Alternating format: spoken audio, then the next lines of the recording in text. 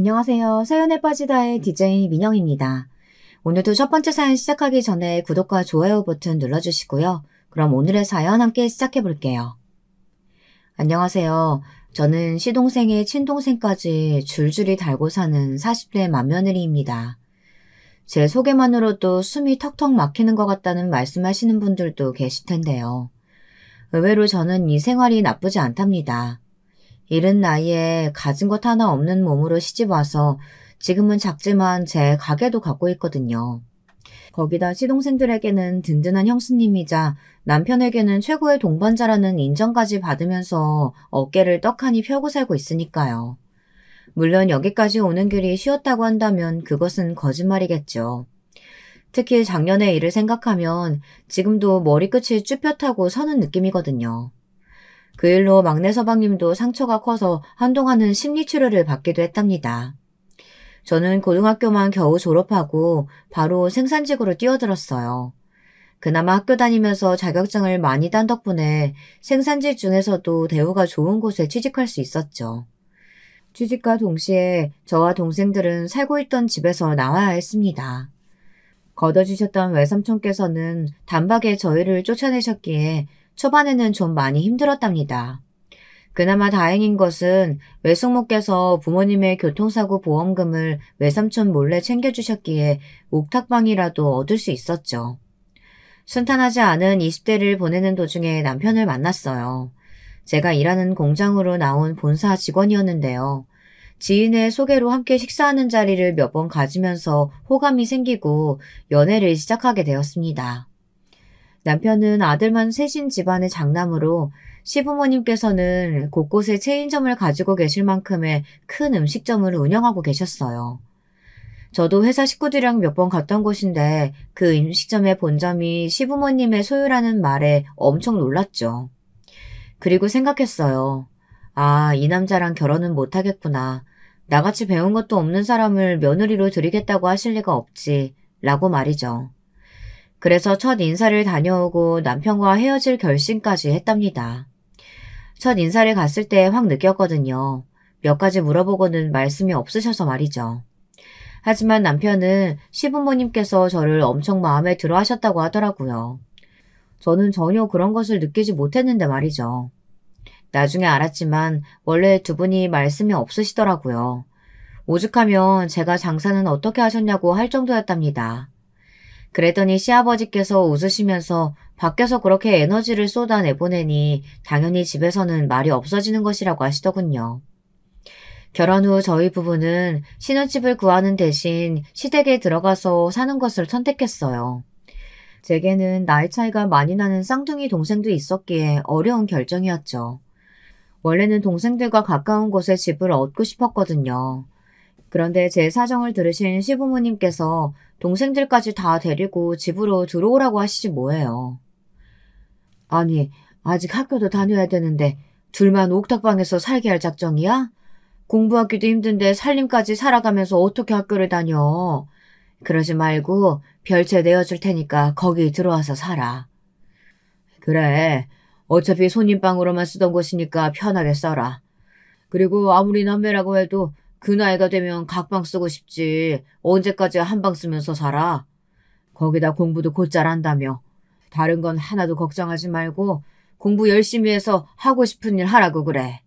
진짜 눈물이 핑 돌았어요. 외숙모를 제외하고 우리 남매에게 이렇게 베풀어 주신 분들이 없었거든요. 그뿐만이 아니었어요. 제가 뒤늦게 공부 가고 싶다고 했을 때도 학비 걱정은 하지 말고 마음껏 하라며 격려해 주셨답니다. 정말 남편의 말처럼 시부모님께서는 저를 예뻐해 주셨죠. 처음 시집을 갔을 때는 두 서방님도 함께 살았어요. 불편할 것 같았는데 그것도 또 아니더라고요.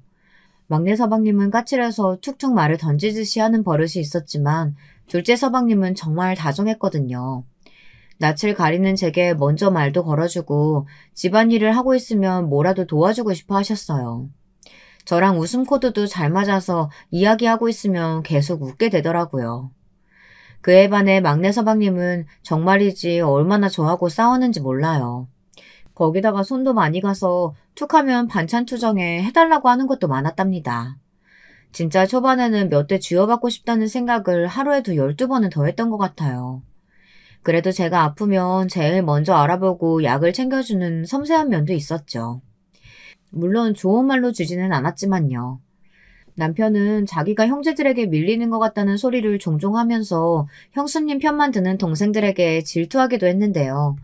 그때마다 시어머니께서 고개를 절레절레 저으시면서 남자들은 철이 들 수 없는 족속들이란 말씀을 하기도 하셨답니다.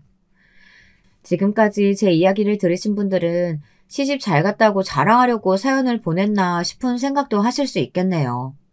하지만 제가 하려는 이야기는 지금부터가 시작이랍니다. 싸움 한 번 없었다고 하면 그것은 거짓말이겠지만 저희는 그래도 평범하고 행복한 가정을 이루고 살았어요. 중간에 시부모님께서 고향으로 내려가서 살고 싶다고 하신 것을 제외하고는 큰일도 없었죠. 시부모님께서 하시던 일은 남편이 맡아서 했어요. 둘째 서방님께서는 베트남으로 해외 발령을 받으셨고요. 그리고 문제의 일이 벌어졌죠. 막내 서방님께서 결혼을 하겠다고 하셨거든요. 결혼 자체는 축복해야 할 일이죠. 거기다 그 까칠한 막내 서방님을 사랑에 빠지게 만들었다면 그것만으로도 환영할 이유는 충분했고요. 하지만 첫인상부터 정말이지 막내 동서는 충격 그 자체였어요. 막내 서방님이 결혼하고 싶은 여자를 데려온다는 말에 시부모님께서도 오랜만에 집에 오셨어요. 다들 어떤 사람이기에 막내 서방님이 죽고 못 사는 정도가 된 것이냐며 들뜬 목소리로 기대하셨죠. 그래서 집에 들어오는 소리에 다들 입구에 줄줄이 나가서 맞이도 했답니다. 그런데 막내 동서가 들어오는 순간 다들 입을 다물지 못했어요. 심지어 남편은 이게 무슨 일이냐는 소리까지 했죠. 머리부터 발끝까지 화려한 그 자체였는데요. 옷을 입은 것인지 벗은 것인지 알 수 없을, 아니 과연 이것을 옷이라고 해도 될지 모를 정도의 의상을 갖춘 막내 동서가 웃으면서 들어오더군요. 남편은 물론 시부모님도 눈을 어디다 둬야 할지 몰라 당황하는 것이 느껴졌어요. 가슴골이 훤히 다 보이는 것은 물론이고 치마는 엉덩이 라인 아래로 아슬아슬하게 떨어지고 있었죠. 진짜 속으로 미쳤어 라는 소리를 몇 번이나 했답니다. 거기다 향수 한 병을 통째로 머리부터 부어버린 것인지 향이 코를 찌르다 못해 머리가 지끈거렸어요. 손톱에 새빨간 네일도 하고 대형 링 귀걸이뿐만이 아니라 목에는 화려한 목걸이까지. 그저 한숨만 나왔어요. 뭘 그렇게까지 기억하느냐고 하실 수도 있겠지만 제게는 너무나도 충격적이었기에 시간이 지난 지금도 어제 일처럼 생생하게 말할 수 있답니다. 안녕하세요. 처음 뵙겠습니다. 아버님, 어머님, 아주버님, 형님. 이야기 많이 들었어요. 잘 부탁드려요. 말씀드렸죠? 결혼하고 싶은 사람이라고. 패션 쪽 일하고 있다 보니까 옷이 좀 화려해도 이해해 주세요. 막내 서방님은 아무렇지 않게 소개를 했지만 그 누구도 쉽게 반응하는 사람이 없었어요. 그나마 빨리 정신을 차린 것은 시어머니셨어요. 우선은 저녁부터 먹자고 하면서 가족들을 식탁으로 이끌었죠. 남편은 무슨 정신으로 온 것인지 모르겠다며 중얼거렸지만 그 누구도 반박할 수가 없었어요. 막내 동서의 무개념 행동은 식탁에서도 이어졌어요. 사실 시부모님도 오시고 손님도 온다고 해서 음식 준비하면서 고민이 많았거든요. 막내 서방님께 혹시 알레르기 같은 것은 없느냐고 사전에 물어보고 준비했을 정도로 나름 신경을 많이 썼는데 식탁에 앉자마자 대뜸 막내 동서가 그러더라고요. 자기는 커피면 된다고 말이죠. 식탁에는 침묵이 흘렀습니다. 오죽하면 막내 서방님까지 당황하는 얼굴로 막내 동서에게 한마디 하더군요. 커피라니, 형수님께서 자기 인사 온다고 신경 많이 쓰셨는데 이건 경우가 아니잖아. 신경 써주신 건 감사하지만요. 요즘 다이어트 기간이라서요. 6시 이후에는 아무것도 안 먹거든요. 물도 안 마시는데 그래도 가만히 있는 건 예의가 아닌 것 같아서 커피라도 마시려고요. 아메리카노로 부탁드려도 될까요? 시럽은 없이요. 커피가 없는 건 아니지만 식사하는 자리잖아요. 아무리 다이어트 한다고 해도 오늘은 치팅데이라고 생각하고 좀 들지 그래요. 다들 언짢은 얼굴만 하고 있기에 참지 못한 제가 먼저 입을 열었습니다. 부드럽게 말할 생각이었지만 뾰족한 말투가 나오는 것은 어쩔 수 없었죠. 막내 서방님이 허둥거리며 막내 동서에게 조금은 들라고 권했어요. 하지만 막내 동서는 입을 한 발음 빼고는 저를 노려보고 있었죠. 식탁의 분위기가 묘하게 흘러갔어요. 다들 안절부절 못하고 있었고 막내 동서는 명백하게 적대감 어린 눈으로 저를 보고 있었어요. 저 역시 질 수 없다는 생각으로 마주하고 있었고요. 결국은 시아버지께서 그럼 식사는 손님이 가고 나서 하자고 하시고는 할 말이 있으면 하라고 하셨어요. 막내 동서는 오라고 하셔서 왔는데 할 말을 해보라고 하시니 당황스럽다고 말하고는 궁금하신 것 있으시면 다 대답하겠다고 했죠. 정말이지 어처구니가 없는 반응이었어요. 등장부터 시작해서 지금까지 마음에 드는 구석이라고는 하나도 없는데 궁금한 것이 있을 리가 있나요? 당장이라도 나가줬으면 좋겠다는 생각만 들었는데 말이죠. 아니나 다를까 시부모님 중 어느 누구도 입을 열지 않았어요. 그저 막내가 결혼하고 싶은 사람이 있다는 소리에서 누군지 궁금했거든요. 그래서 저녁이나 먹자고 불렀는데. 중간에 말씀 끊어서 죄송한데요. 저도 오빠랑 결혼할 생각으로 만나는 중이니까 그 부분에 대해서는 신경 쓰지 않으셔도 돼요. 저는 올해 안으로 결혼식 했으면 좋겠다고 했는데 오빠는 내년에 결혼하자고 하더라고요. 그래서 그건 생각이 좀 필요하다고 결정을 미룬 상태예요. 부모님은 무슨 일 하시고? 아가씨는 패션 쪽에서 일한다고? 부모님은 이민 가셔서 호주에 계시고 저는 패션 잡지 편집부에서 일하고 있어요. 뭐 아직은 제대로 된 기획을 맡을 수준은 아니지만요. 막내 동서는 진지하게 결혼을 생각하고 있다고 말하며 자신은 집안 살림에 익숙하지 않으니 여기 들어와서 살고 싶다고 말하더군요. 아니 누가 좋아한다고 여길 들어와서 살겠다고 하는 것인지 헛웃음이 났어요. 시부모님께서 계시는 것이면 몰라 지금은 저희 부부와 막내 서방님 그리고 별채의 동생들이 살고 있는데 여길 들어온다뇨. 제 명의로 된 집은 아니지만 지금 가족들 중 막내 서방님을 제외하고 누가 환영한다고 그렇게 떳떳하게 말하는지 어이가 없었죠.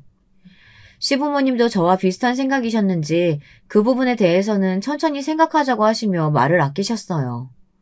그렇게 막내 동서와의 첫 만남은 제 머릿속에 최악으로 남았습니다. 하지만 그 뒤에 벌어지는 일들에 비하면 이것은 아무것도 아니었죠. 시부모님께서는 막내 서방님이 좋다는데 반대할 이유가 없다고 하시면서 못마땅해 하시면서도 별다른 말을 하지는 않으셨어요. 그저 가르쳐야 할 것들이 많겠다고 하셨죠. 저 역시 공감했고요.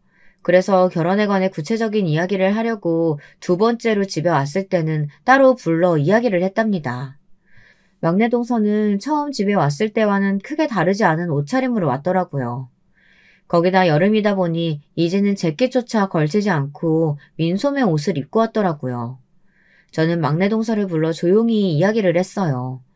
이제 곧 결혼할 사이이니 동서라도 불러도 되겠느냐고 물었더니 편하게 하라고 하더군요. 동서, 여기가 지금 어딘지 알고 있지? 그리고 왜 왔는지도. 당연하죠. 오늘 결혼식 일정 이야기하러 왔어요.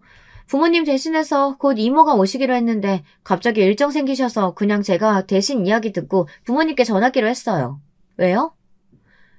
꼰대라고 해도 상관없는데 여기 시부모님 계시는 곳이야. 인사하러 오는 자리인데 저번에도 그렇고 오늘도 그렇고 옷차림에 신경을 좀 썼어야 하는 거 아닐까? 인터넷에 조금만 검색해봐도 알 텐데 말이야. 이렇게 짧고 노출이 심한 옷은 피해야지. 법으로 정해진 것도 아니잖아요. 옷은 개성이 중요하죠. 형님이 패션을 모르는 것 같은데 요즘 가장 핫한 스타일이거든요. 그래도 때와 장소는 가려야 한다고 배우지 않았어? 처음에는 패션 잡지 쪽에서 일을 해서 그런가 보다 생각도 했는데 그래도 이건 아니다 싶어서 오히려 패션을 다루는 일을 하는 사람이라면 더 신경을 쓰지 않았을까? 시부모님은 물론 다른 가족들이 곤란해하는 것 정도는 좀 알아줬으면 좋겠어. 막내 동서는 자신만의 색깔이라고 하며 말도 안 되는 이유를 들어가며 대답했지만 저는 끝까지 때와 장소에 어울리지 않는 옷이었다고 말했죠. 막내 동서는 알아들을 수 없는 용어들까지 들먹이면서 제게 짜증을 냈어요. 하지만 저는 눈 하나 깜짝하지 않고 다음에 시부모님을 만나는 자리가 또 만들어진다면 부디 그 상황에 맞는 옷을 입어달라고 말했죠. 저를 설득하려던 막내 동서가 입을 꾹 다물고는 노려보더군요. 저는 그래서 네가 뭐 어떻게 할 건데 하는 시선으로 막내 동서를 바라봤고요. 결국 먼저 고개를 돌린 것은 막내 동서였어요.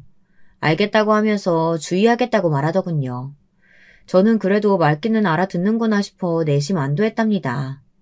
하지만 그것은 저의 착각이었어요.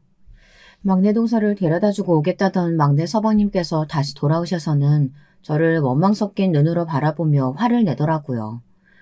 너무 갑작스러운 전개라 남편도 당황하며 말렸지만 막내 서방님께서는 그런 남편의 손길도 뿌리치며 말했어요. 그깟 옷이 뭐가 중요하다고 혼을 내셨어요, 형수님? 집에 가는 차 안에서 얼마나 많이 울었는지 아세요? 아직 결혼도 하기 전인데 벌써부터 윗사람 티내면서 구박이세요? 막내, 너 말 조심해라. 막말로 시부모님께서 계시는 자리인데 그렇게 입고 온 것이 잘했다는 말이야? 해외에서 오래 살았기 때문에 그렇게 입고 오는 것도 너무나도 자연스럽고 당연한 일이야. 그런데 그걸 가지고 몰아붙여서 혼내시면 어쩌자는 거냐고. 형수님, 말씀 좀 해보세요. 네? 막내 서방님은 눈에서 레이저라도 나올 기세로 제게 따져 물었어요. 당황스러웠지만 겨우 정신을 차린 저는 천천히 있었던 이야기를 전하며 막내 서방님 역시 잘한 것 없다고 말했습니다. 그것도 그럴 것이 아내 될 사람과 집을 방문한다면 옷차림 정도는 본인이 나서서 챙겨줘야 하는 것이 당연한 일이잖아요. 저는 패션을 핑계 삼지 말라고 분명히 선을 그으면서 앞으로 이 집에 들어와서 살 거라면 다른 가족들을 생각해서 행동하길 바란다고 말했죠. 기세등등하게 나섰던 막내 서방님도 더 이상 할 말이 없는지 눈치만 보곤 알겠다고 말했어요. 이런 저희의 대화를 곁에서 듣고 계시던 시부모님께서는 아무래도 제가 고생할 일이 차고 넘칠 것 같다고 한숨을 푹 내셨습니다. 그리고 그 말은 그대로 현실이 되었고요. 결혼식을 준비하면서도 숱한 사건 사고가 있었지만 앞으로 닥쳐올 일들에 비하면 아무것도 아니었기 때문에 넘어가도록 할게요. 나름 성대한 결혼식 이후 막내 서방님 부부는 본가에서 살림살이를 시작했어요.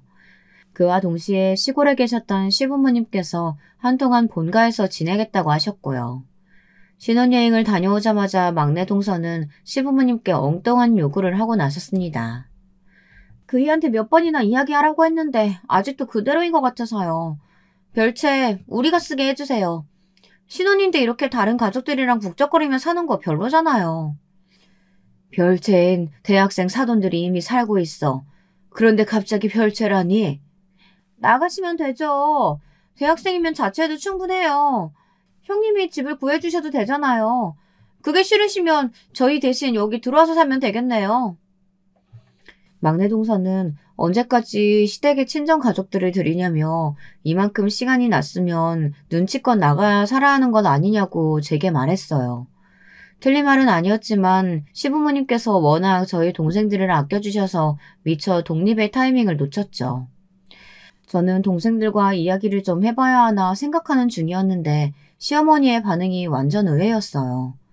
시어머니께서는 잘 살고 있는데 왜 비워야 하느냐며 이미 방 인테리어도 다 끝났으니 더 이상은 언급하지 말라고 확실히 정리하셨어요. 막내 동서는 시어머니께서 반대하실 것은 생각도 못했다는 얼굴로 몇 번이나 이야기를 이어가려고 했지만 시어머니께서는 그 문제로 더 이상은 입에 올리지도 말라고 하셨답니다. 북적거리며 사는 것이 싫다면 지금이라도 집을 구해서 나가라는 말까지도 하셨죠. 막내 동서도 더 이상은 할 말 없었는지 기분이 팍 상했다는 얼굴로 고개를 끄덕이더군요. 첫 시작부터 요란했던 동서의 한 집에서 살기는 당황의 연속이었습니다. 저희 가족들은 아침을 각자 챙겨 먹었는데요.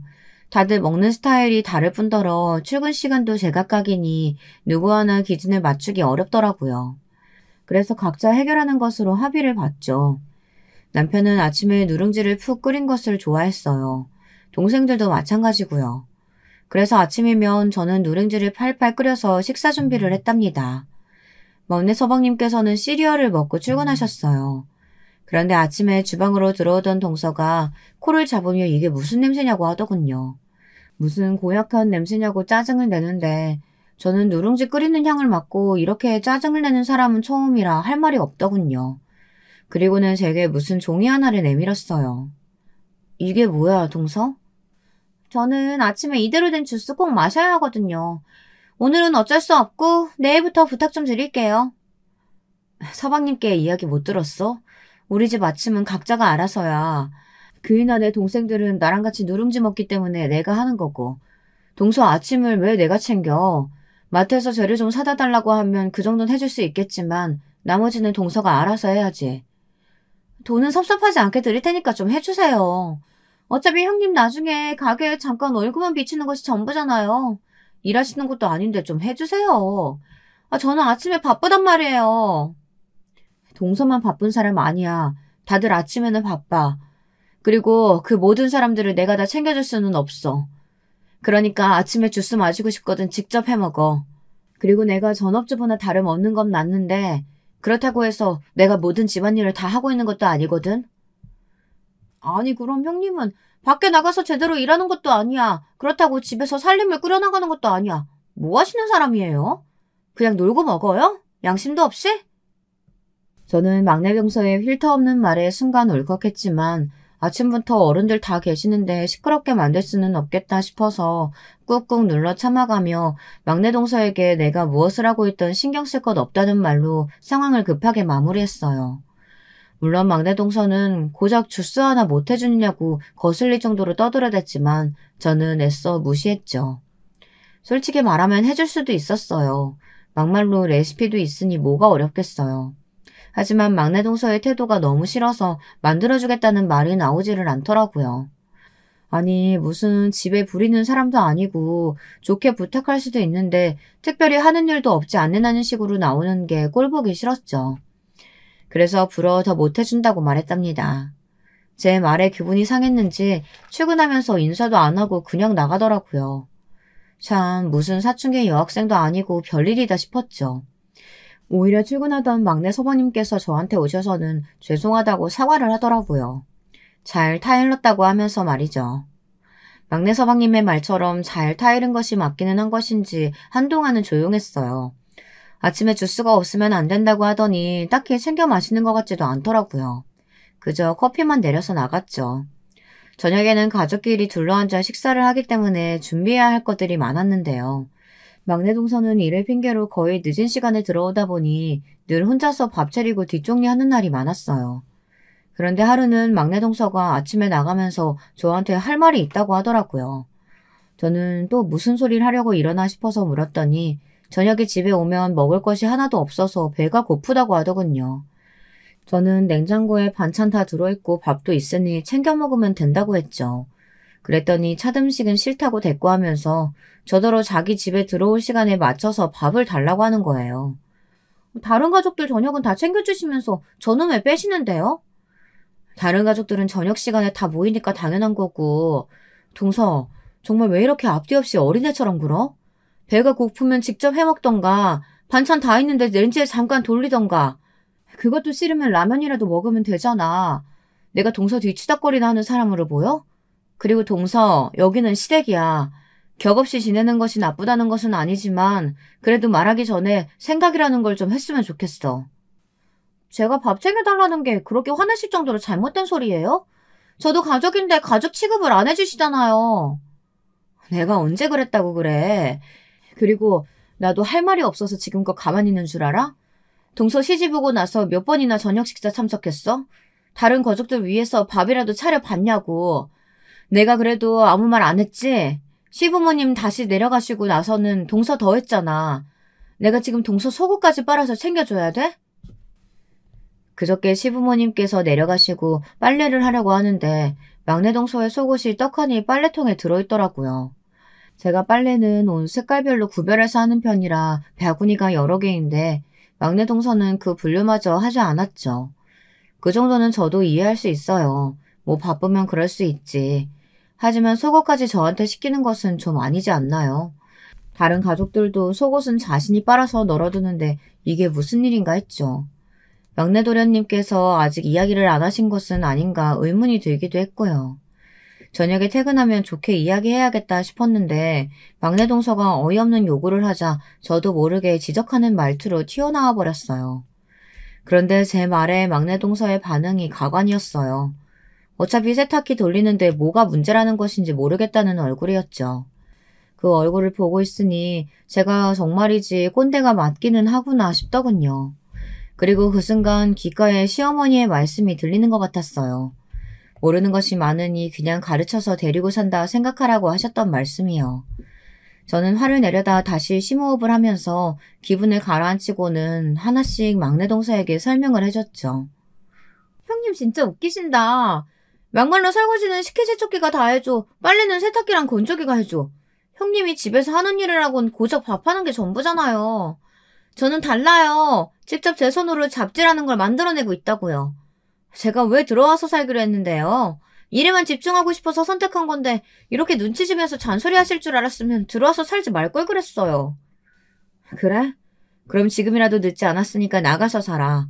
여럿이 함께 사는 공간에서 서로 지켜줘야 할 예의는 있어야지. 나더러 고리타분하니 늙었다니 무슨 말을 해도 상관없는데 앞으로 조심할 거 아니면 나가서 살아.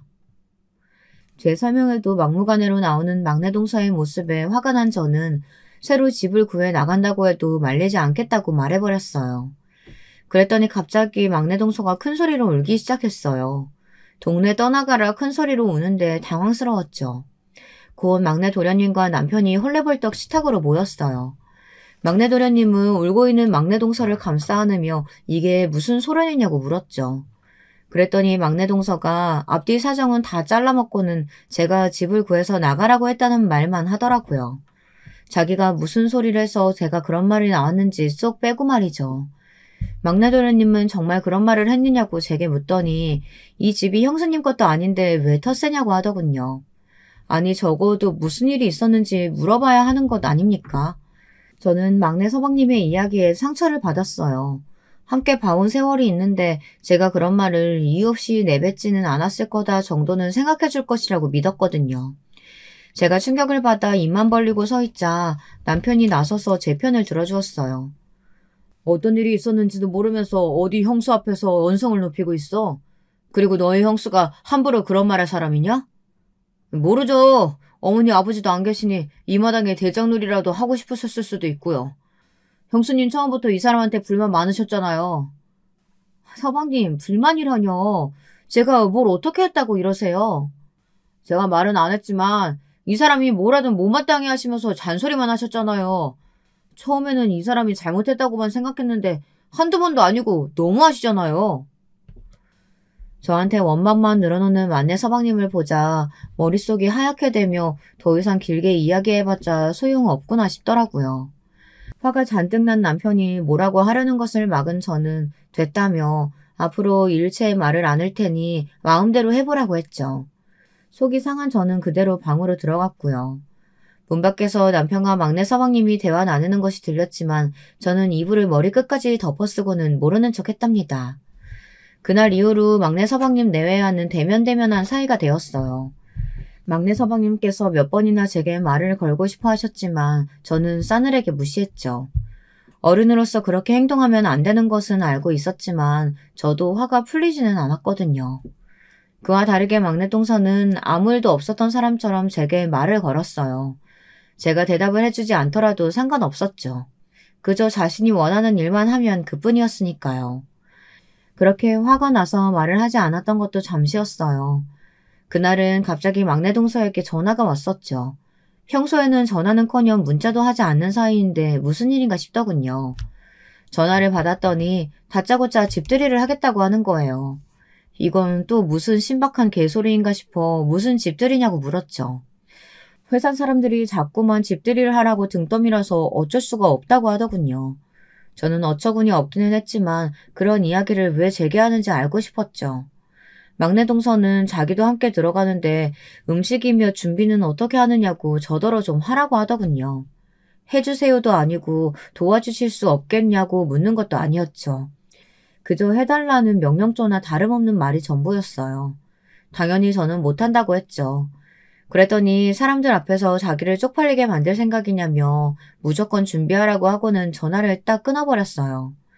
그리고 얼마 안 있어 막내 서방님께도 전화가 오더라고요. 사정 이야기를 들었냐고 하더니 제발 이번 한 번만 도와달라고 하셨죠. 제가 잘못했어요, 형수님. 진짜 딱 한 번만 도와주시면 다음에는 절대 이런 일을 없게 할게요. 이번만 도와주세요. 서방님도 알고 계시죠? 지금 동서가 얼마나 막무가내로 나오는지. 저도 좋은 소리만 하고 살고 싶어요. 동서한테 싫은 소리 하는 것이 뭐가 편하겠어요. 제발 중간에서 서방님께서 좀 챙겨주세요. 이상한 소리 못하게. 막내 서방님은 싹싹 빌면서 몇 번이나 이번만 도와달라고 했어요. 결국 그 소리에 못 이긴 저는 급하게 음식을 준비했죠. 손님들을 한바탕 치르고 나서 저는 그래도 막내 동서가 감사하다는 소리를 할 줄 알았어요. 그런데 고작 한다는 말이 갈비가 너무 적었다는 거예요. 양이 너무 적어서 아쉬웠다고 하며 그럭저럭 한 끼 대접하기로는 무난했다고 말했죠. 저는 못 견디고 바로 폭발했어요. 동서, 고맙다는 말은 못할 망정 지금 뭐라고 하는 거야? 여기가 무슨 한정식 집이야? 어떻게 그런 말을 할 수가 있어? 제가 단어 선택 잘못했다면 사과드리죠. 그런데 제가 이런 말을 해드려야 다음에 이런 일이 있을 때 형님이 실수 안 하실 거 아니에요. 막내 동서는 눈을 똑바로 뜨고는 다 저의 발전을 위해서 하는 말이라고 했어요. 정말이지 어쩌다 이런 사람이 집안으로 들어온 건지 결혼을 반대하지 못했던 지난날이 뼈저리게 반성되었어요. 사람이 바뀌려는 신용이라도 해야 옆에서 격려도 하고 잔소리도 하겠는데 그런 구석이 1도 안 보이자 저도 됐다며 앞으로 손님을 데려오던 뭐라던 저한테 말하지 말고 직접 알아서 하라고 했어요. 막내 동서는 제가 실수를 받아들이는 자세가 이상하다고 뒤에서 소리를 질렀지만 무시했죠. 제 사연을 듣고 계시는 분들에게 여쭈고 싶은 말이 있는데요. 이런 동서에게 보인 제 반응이 어디 잘못된 일이 하나라도 있을까요?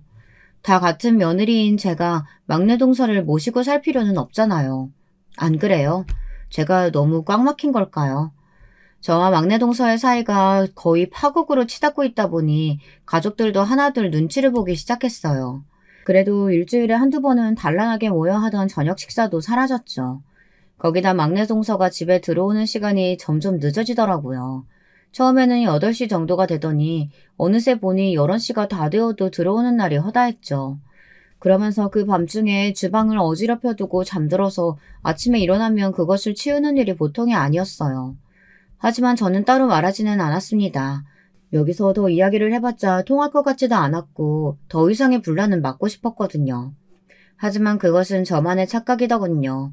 정말이지 일어나서는 안 될 일이 터지고야 말았죠.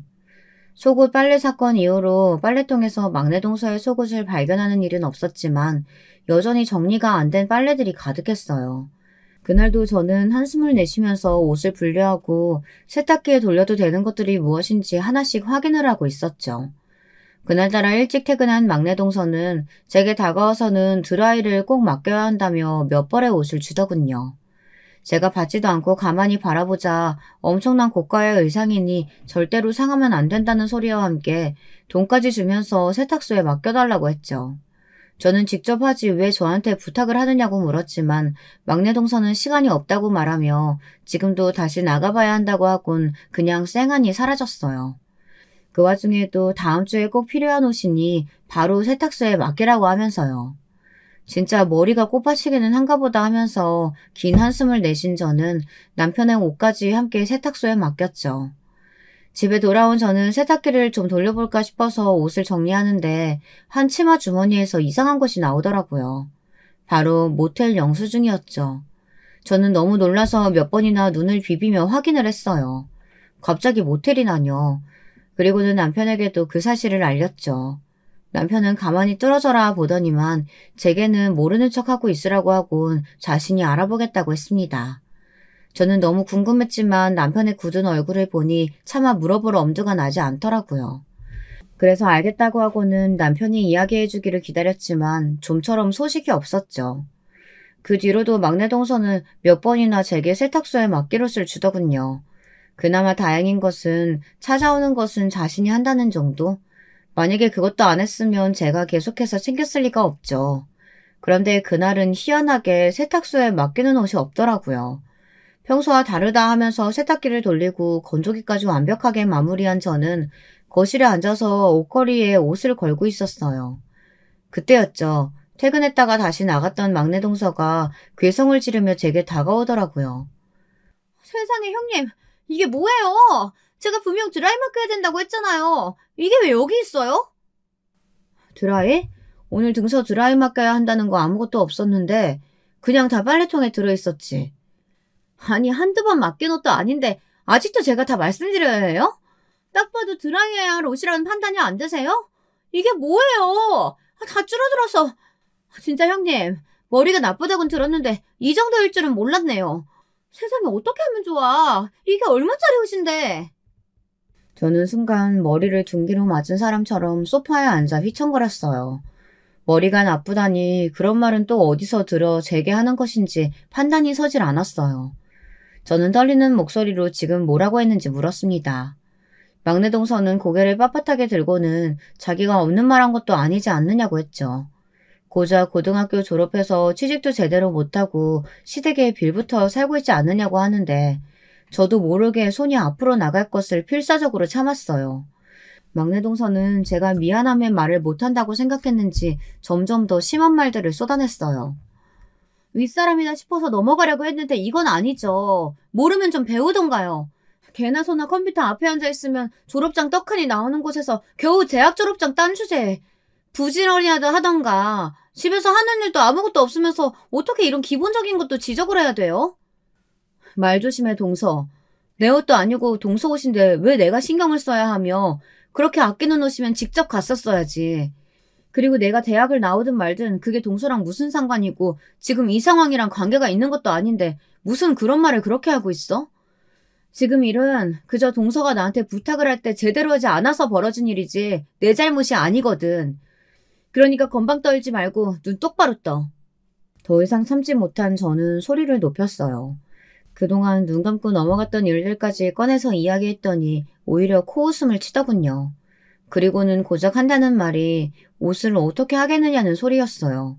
몇천만 원이나 하는 고가의 옷이라는 소리와 함께 국내에서 구하기도 힘든 옷인데 어떻게 배상할 생각이냐고 했죠. 당연히 저는 배상할 책임도 의무도 없다고 했어요. 지루한 공방이 이어졌지만 저는 꿈쩍도 하지 않았어요. 이런 저 때문에 약이라도 오른 것인지 벼랑간 막내 동서가 크게 소리를 지르며 들고 있던 옷을 제 얼굴로 던지더군요. 형님 장기를 다 내다 팔아도 이 옷은 못 구하거든요. 그만큼 비싼 옷이라고요.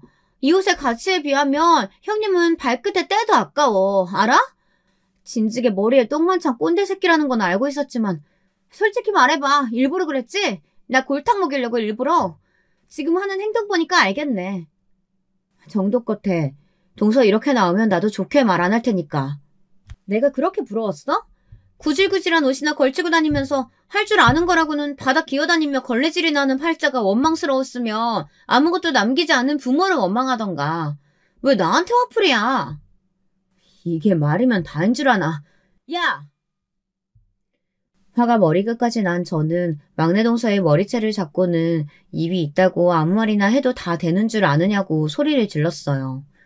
막내 동서도 질세라 제 머리를 붙들고 무식하게 힘만 세다고 소리를 질렀죠. 그렇게 난장판이 벌어졌어요. 정말이지 동네 개싸움도 이렇지는 않겠다 싶을 수준이라 지금 생각해도 화끈거리긴 하네요. 그렇다고 해서 후회를 하진 않아요. 저도 진짜 많이 참았거든요. 그때였어요. 남편이 퇴근하고 들어와서는 우리 둘이 싸우는 모습을 보고 말았죠. 놀란 남편은 큰 소리로 당장 그만두라고 외쳤어요. 갑자기 등장한 남편에 당황한 저는 냉큼 막내 동서의 머리채를 놓으며 제 머리를 잡고 있는 손을 비틀어서는 밀어버렸어요.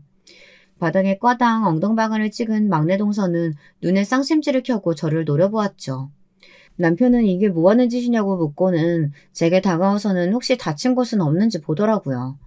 저는 괜찮다고 했지만 남편은 미간에 잡힌 주름은 좀처럼 펴지지 않았어요.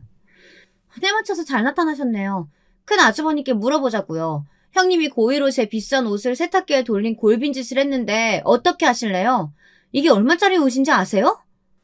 재수씨, 말 가려가며 해요. 다들 왜 저한테만 그러세요? 미친년은 저쪽인데. 또라이 짓은 정연이 했는데 왜 나한테만 화를 내냐고. 내가 뭘 잘못했다고.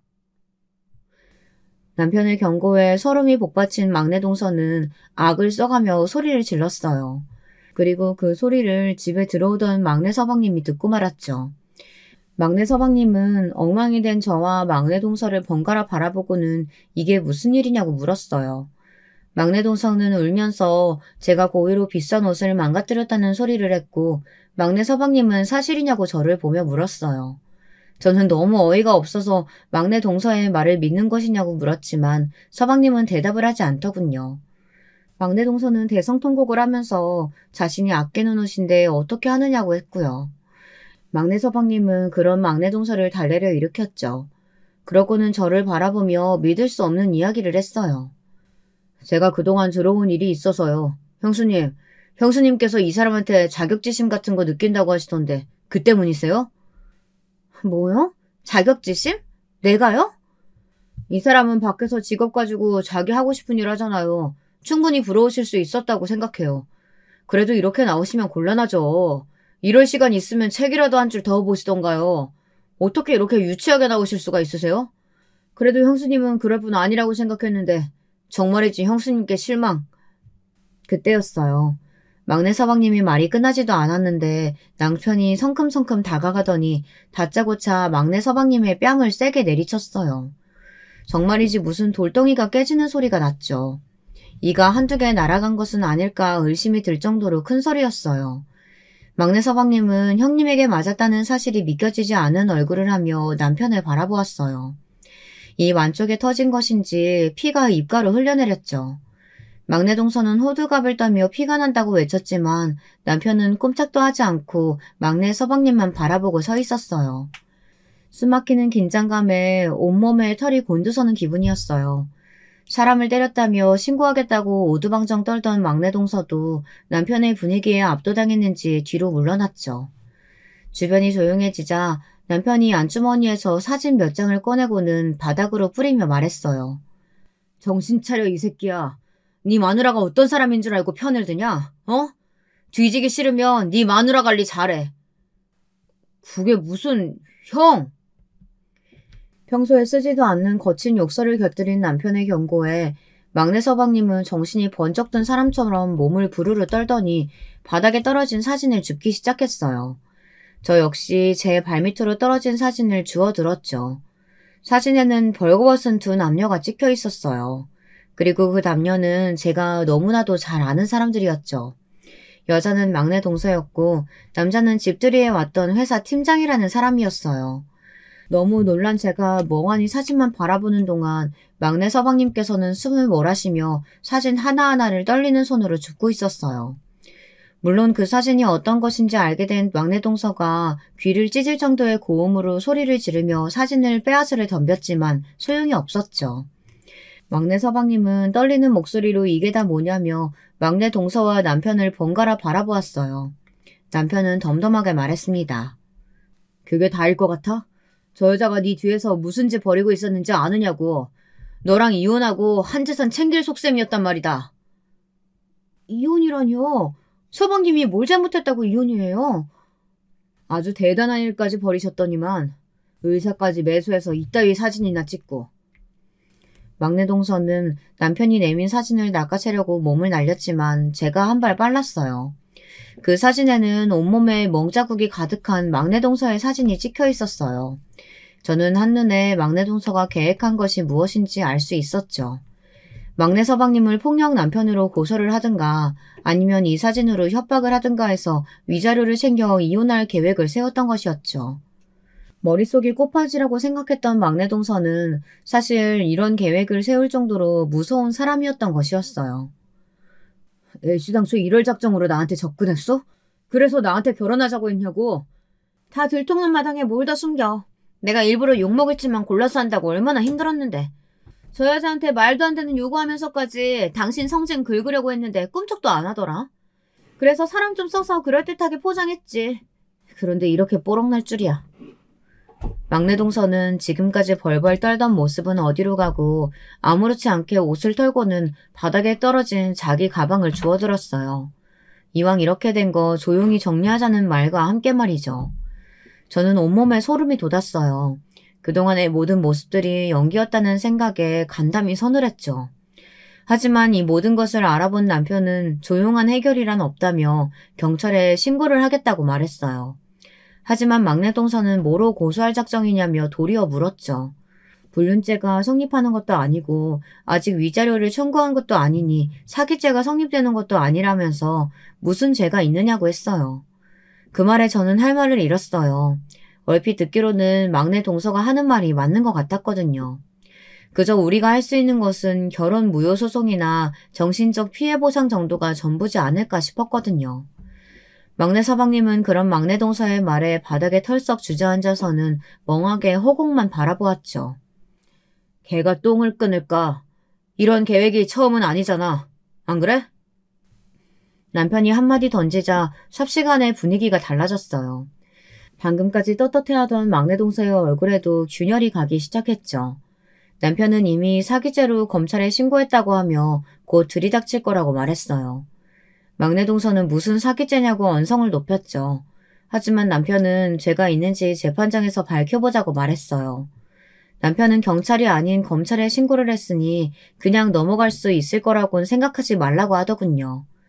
그제야 그 모든 일이 진짜라는 자각이 생겼는지 막내 동서가 서둘러 집을 나가려고 했지만 오히려 남편이 좀 더 빨랐어요.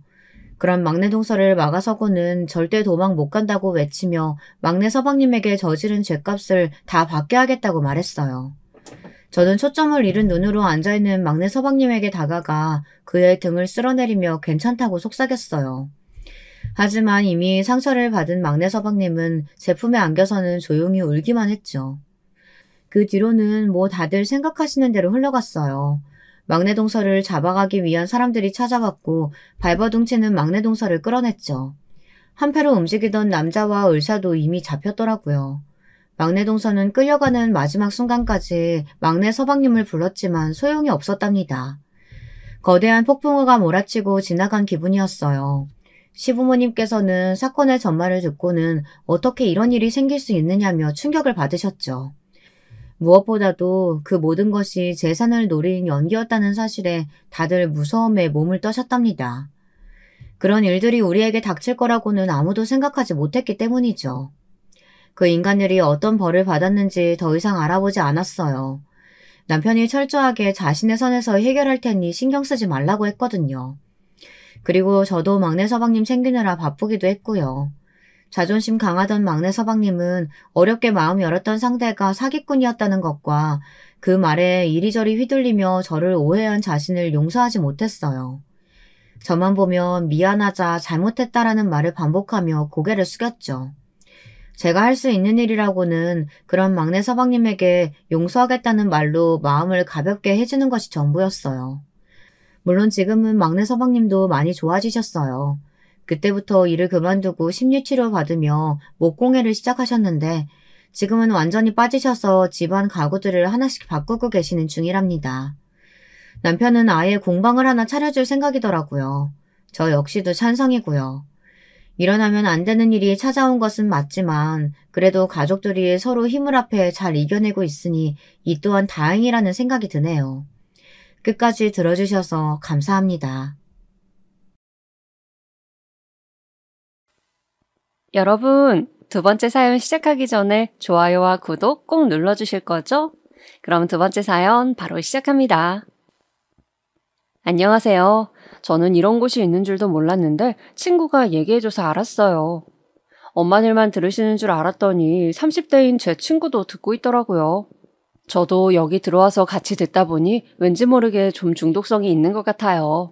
그러다 보니 제 얘기도 웬만해서 보낼 만한 게 아닌가 싶어서 이렇게 적어보게 되었답니다. 저는 늦게 결혼을 한 편이에요. 30대 중반에 결혼을 했고 그런데 맏며느리가 되었답니다. 아들만 셋인 집에 시집을 가는데 저 빼고 이미 밑에 동서자리들은 다 일찍이 들어와 있었더군요. 특이한 게 이 집 서방님들은 전부 다 연상녀들을 만나서 동서들 나이는 저랑 동갑이거나 2살 위였어요. 그런데 갑자기 그들 입장에서는 제가 형님이랍시고 늦게 등장을 했으니 자기들 딴에는 뭔가를 알려주고 싶었나 봐요. 제 기준으로 큰 동서, 작은 동서 이렇게 나눠서 얘기를 해야 될 것 같은데 저보다 2살 많은 큰 동서가 먼저 말을 걸어왔어요. 형님이라고 이제 정식으로 불러야겠어요. 저희랑도 이제 친하게 지내요. 원래는 제가 맏며느리나 마찬가지였는데 형님이 오셨으니까 저는 뒤로 물러나야죠.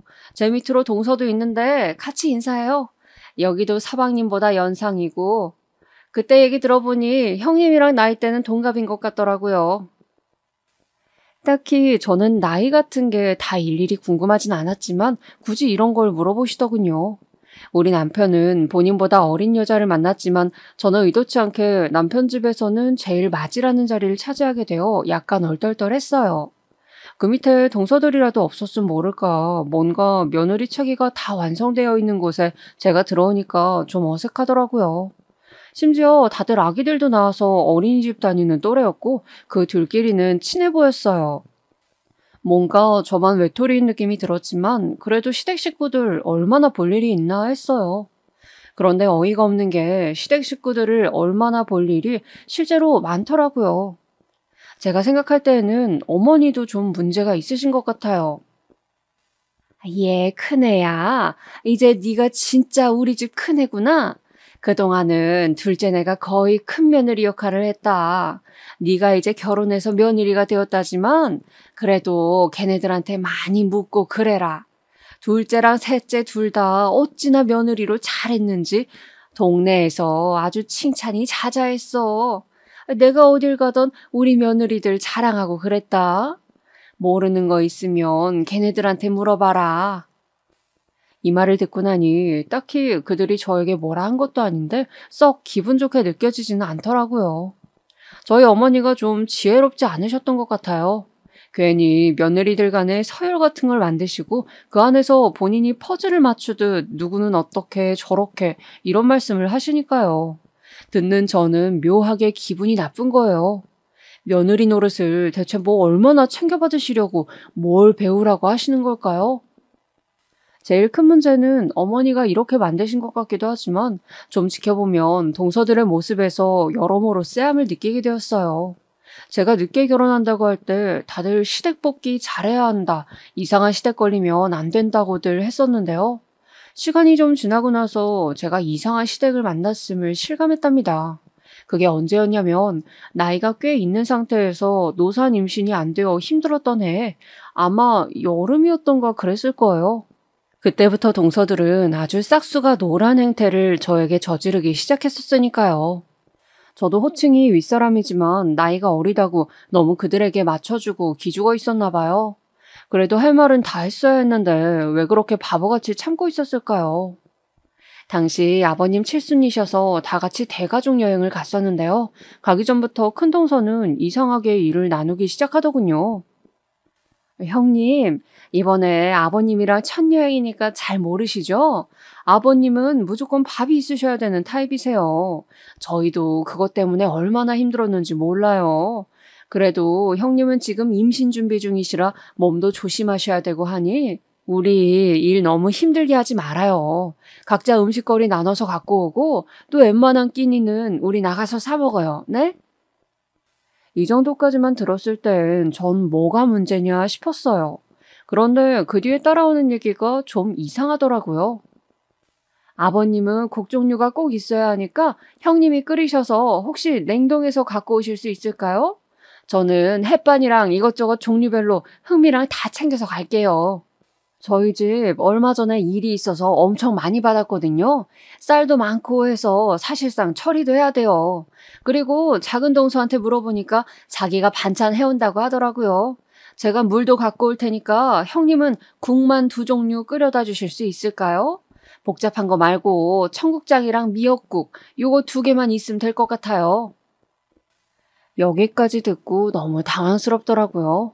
저는 임신 준비 중이라 임신 초기에 있는 분들 못지않게 모든 게 조심스럽고 몸이 힘든 상황이었어요. 그런데 무슨 청국장이랑 미역국을 10명이 훌쩍 넘는 식구가 먹을 양으로 끓여오라는 건가요? 진짜 생각할수록 기막히고 너무 싫어서 여행이 땡기지 않았어요.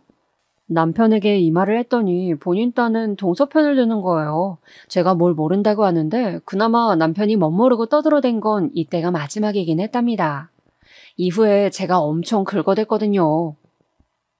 아, 재수 씨가 그랬다고? 아버지가 밥 없으면 못 사는 타입이긴 하지. 근데 엄마가 해도 될 텐데 왜 너를 시켰지? 몸도 안 좋은데 말이야. 그래도 다들 돌아가면서 하자고 했으니까 이번만 좀 해보자. 재수 씨도 다 좋은 게 좋은 거니까 한 말이겠지. 여기까지 말을 들으니 지금 배에 애기 품겠다고 고생하는 게 누군데 너무 화가 나더라고요. 오빠, 그걸 지금 말이라고 해? 그럼 왜 그 음식을 오빠가 해갈 생각은 못해? 나는 못 끓여. 오빠가 뭐 밀키트를 사다가 하던지 재료 사와서 어디 인터넷이라도 보고 끓이던지 해. 내가 지금 임신 노력하느라 얼마나 힘든지 알아? 시댁 여행 가는 것도 갑자기 잡혀서 나는 지금 움직이는 것도 부담스러워. 별일 같지 않으면 오빠가 하라고. 이렇게 와락 소리를 질렀더니 남편도 움찔하더니만 제 눈치를 엄청 보더군요. 아닌 게 아니라 남편이 엄청나게 구애하고 따라다녀서 하게 된 결혼이었어요. 어머니도 결혼할 무렵 놀라셨던 게 이 사람은 평생 결혼 안 할 줄 알았다고 하셨거든요. 아무리 다시 생각해봐도 참 별일이야. 나는 장철이가 결혼할 거란 생각은 꿈에도 안 해봤다. 워낙에 결혼 생각도 없고 쟤는 그렇게 평생 혼자 살 줄 알았어. 그런데 이렇게 결혼할 아가씨를 데려오다니 실감이 안 나는 거야. 암튼 인연이 있기는 정말 있나 보다. 어머니가 말씀하신 그대로 우리는 그렇게 몇 년 연애를 하고 난 뒤 결혼하게 되었어요. 저도 이 사람이 좋았고 이 사람도 우리 집 앞에 와서 저희 아빠에게 사정사정하고 우리 오빠한테도 자기 편이 되어달라고 엄청 노력을 했었어요. 실제로 결혼한 뒤에도 웬만하면 저에게 맞춰주는 사람이라 저는 남편에게는 만족을 하고 있는 편이에요. 그런데 시댁 식구들, 특히 훨씬 더 남이고 저와 상관없는 동서관계가 너무 안 맞아서 고생스러웠던 거죠. 아무튼 이때 이렇게 흘러가는 와중에 어찌저찌 여행은 가게 되었고 결국 국은 제가 준비했어요. 남편에게 시켜두고도 왠지 안쓰럽기도 하고 자기가 알아보겠다고 이것저것을 찾아보고 주말 아침에 맡으며 시장을 다니는 걸 보니 좀 그렇더라고요. 대신 엄청나게 경고를 했어요. 오빠 똑바로 들어. 나는 이게 마지막이야. 내 생에 절대 시댁 여행에서 이제 요리라는 건 없어. 앞으로 오빠가 알아서 해. 이렇게 말하니 어찌나 바보처럼 한박 웃음을 지으며 좋아하던지 진짜 바보가 따로 없다니까요. 바보도 착하고 나를 좋아해주고 어떻게든 맞춰주려는 바보니까 저도 이렇게 좋아하고 같이 살고 있는 것 같아요. 우리 둘끼리는 전혀 불만이 없지만 이대로 여행을 가보니까 더더욱 굴곡진 저의 시댁 관계를 느끼게 되더라고요. 동서들은 저한테 그렇게 손 많이 가고 신경 쓰이는 청국장과 미역국을 시켜두고는 그놈의 햇반이나 반찬은 죄다 사서는 그냥 박스에 대충 넣어가지고 온 거예요. 작은 동서가 반찬을 준비했다더니 전부 다 시장에서 사왔더라고요. 그것도 어찌나 대충 해왔던지 반찬 가게에서 산 티라도 내질 말던가 그냥 가격이 붙어있는 채로 들고 온 거예요. 저도 성질이 있다면 있는 사람이라 이걸 한번 티내고 싶었지만 그래도 큰 동서에게 왠지 눈치 보여서 할 말을 다 할 순 없었어요. 게다가 아주 여우같이 저를 막 칭찬하면서 잘하셨다며 치켜 세우는 거예요. 누가 봐도 앞으로 더 시켜 먹으려고 마음에도 없는 칭찬을 하듯 너무 가식적인 게 느껴지더라고요. 어머, 형님, 진짜 많이도 끓여오셨네요. 이거 정말 내내 먹어도 될 정도로 많은데요? 너무 고생 많으셨겠다. 냄새 너무 좋고 진짜 맛있어 보여요. 아버님도 이제 형님이 만드신 것만 드시겠다고 하시겠어요. 이제 작은 동서랑 저는 밀려날 것 같아요. 와, 이 말이 정말 너무 얄밉게 느껴지더군요. 저만 혼자 씩씩거리면서 그냥 참고 대꾸도 제대로 안 했어요. 그런데 저도 참 바보 같은 게 기분 나쁘거나 한 게 얼굴에 꽤 드러나는 편이거든요. 동서도 그걸 제깍 눈치채고서 살살 제 주변을 살피더라고요. 그러면서 굳이 앞에 멍하니 있던 서방님을 불러다가 먹거리를 정리해달라고 시키더군요. 그 말에 어머니는 질색을 하는 거예요. 아이고 얘 여자들끼리 하면 금방 하는 일을 왜 남자를 시키냐? 얘네들 부엌 들어가면 아무것도 못해. 그냥 놔둬. 근데 그때 남편이 사이다처럼 나서면서 상황을 해결해주긴 했었어요. 엄마도 참 뭔 소리래. 아버지는 집에서 그렇게 부려먹으면서 왜 아들들은 안 시켜? 야, 니네 일어나. 니들 형수도 그렇고 재수씨도 챙겨오느라 고생했잖아. 빨리들 일어나. 이러니 어머니는 연신 안절부절하면서 결국은 이날 분위기의 끝은 제가 밉상인 채로 끝나게 되었지 뭐예요. 제 생각엔 나름 며느리 경력이 좀 되었다는 큰동서가 이런 분위기를 모를 리가 없거든요. 왠지 어머니 성향을 알고 저를 먹인 게 아닌가 싶더군요. 이날 이후로 어머니는 뭔가 저를 자기 아들들 고생시키는 이미지로 점 찍으셨거든요. 큰애는 몸이 너무 약한 거 아니냐?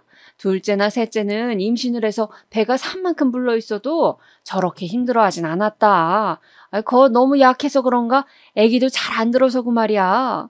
오죽하면 도움도 안 되는 남자들이 같이 도와야 할 정도로 못 움직여서 쓰나?